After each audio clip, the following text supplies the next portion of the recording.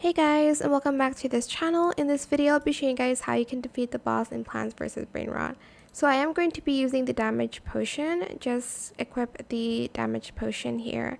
And then go to gears and make sure you have a lot of these items. You're going to basically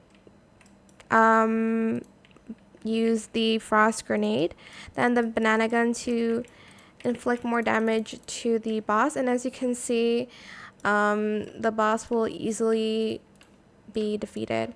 I guess you don't need that if your plants are already good, but if your plants aren't good, those are just the items that you'll need to defeat the boss. But that is pretty much it really. I hope it was helpful for you guys. Don't forget to like, comment, share, and also subscribe to this channel if you haven't done that already.